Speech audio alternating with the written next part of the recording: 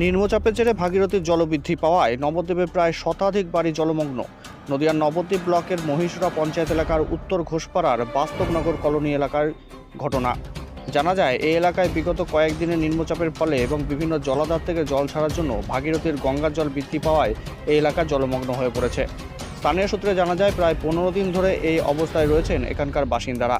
আরও জানা যায়, প্রতি বছর এই বর্ষার সময় একই অবস্থার সৃষ্টি হয়। তার সঙ্গে গঙ্গার জল বৃদ্ধি পাওয়ার ফলে প্রায় মাস তিনেক তাদের এই জলের মধ্যেই বসবাস করতে হয় অথবা অন্য কোথাও চলে যেতে হয়। এই বিষয়ে স্থানীয় মানুষের সঙ্গে কথা বলে জানতে পারা যায়, এই অবস্থার মধ্যে থেকে তারা এ পর্যন্ত কোনো রকম সরকারি অনুদান বা সাহায্য তারা পায়নি। কারণ হিসেবে জানা যায়, এখানে যারা বসবাস তাদের বেশিরভাগ বাসিন্দাই বাড়ির নবদ্বীপ পৌর এলাকায়। পেশায় তারা প্রত্যেকেই দিনমজুর।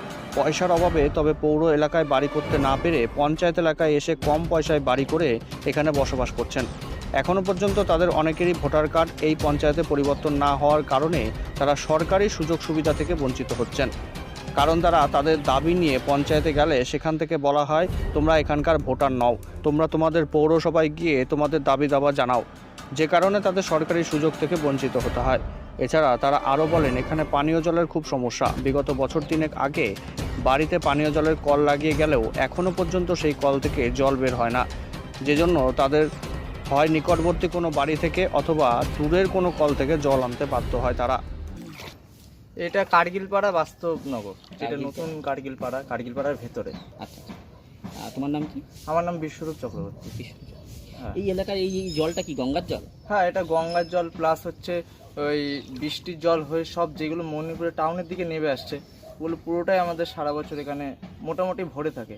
এবার যেটা দুর্গাপুজো মহালয়ের আগে এবার সব জায়গায় বাঁধ ছেড়ে দেয়, এই যায় বৃষ্টির জল থেকে শুরু করে এই কষ্ট আমাদের সারা বছরই প্রায় মোটামুটি থাকে। এখন এই জলটা কতদিন ধরে আছে?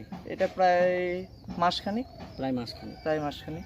আচ্ছা, এই যে বাড়িঘরগুলো দেখছি যে প্রায় অনেক বাড়িঘর, এরা কোথায় রয়েছে? এটা জলমগ্ন তো দেখবো। এবার অনেকে কিছু উঁচু জায়গায় তিরপল টাঙিয়ে বা কারুর যদি ভাঙা ঘর থাকে ওটা ঠিক করে, কেউ আবার এখান থেকে মানে চলে গেছে জিনিসপত্র নিয়ে। এবার আবার উঁচু জায়গায় যাদের মানে বস্তা ফস্তা হাবি জাবি আছে, ওইগুলো বাঁশ পুঁতে মোটামুটি যেমনভাবে চলতে হয় তেমনভাবে আছে। মোটামুটি এখানে কত পরিবার আছে জলের নিচে? এখানে মোটামুটি জলের নিচে একজন বলে প্রায় শখানেক জলের নিচে আছে। ওটা বলবা, ঠিক আছে? এই যে জলমগ্ন মোটামুটি কত পরিবার হবে? প্রায় জলের নিচে অন্তত শখানেক পরিবার আছে। তাহলে এই যে কতটা কষ্টের মধ্যে রয়েছে তোমরা? এবার সেটা বলে বোঝানো যাচ্ছে না, কারণ সারা বছরই আমাদের এই মনে এখনের সময় এই যে যাতায়াতের পথ কি একটাই? এই জলের মধ্যে দিয়ে পুরুষ মহিলা স্কুল ছাত্রছাত্রী সবাই। পানীয় জলের কতটা সমস্যা আছে?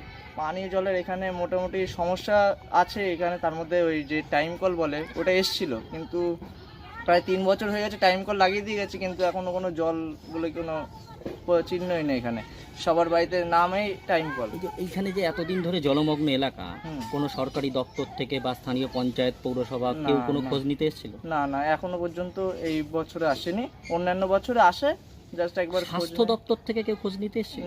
না, এখনো পর্যন্ত কেউ আসেনি। না। আপনারা কি চাইছেন এখন? আমরা চাইছি এটা একটু মানে সরকারের কাছে পৌঁছাক, যে কত গরিব মানুষরা আছে যে জলের নিচে ঘর বাড়ি, প্লাস অনেকে দিন আনে দিন খায়, অনেকে সংসারও চলে না। তার মধ্যে এই রাস্তা দিয়ে যাতায়াত, পানীয় জলের অসুবিধা একটু ওদের নজরে আসুক, বা গরিব মানুষ একটু চোখ তুলে চাওয়া।